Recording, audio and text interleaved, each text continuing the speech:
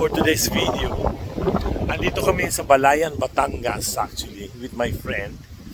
Dapat ay kami ay magpuputol nitong mga tubo. Pero wala pang nagpuputol. Kanina may nagpuputol. Dapat kasama ako magputol ng mga tubo. Dito kayo sa kanila mga plantation nila mga tubo. Puro tubuhan. Wala kang makakita ng ibang tanim. Puro tubo.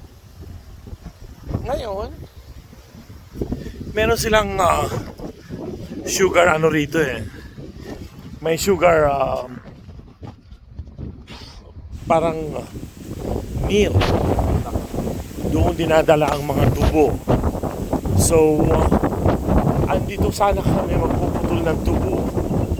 Pero, wala naman kaming itak. Pamputol ng tubo para man lang makapag manguso, mabahiran man lang yung gusto namin ng tubo.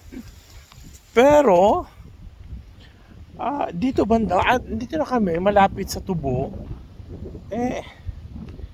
Hindi ko, ito yata ang pinuputol ng mga tubo.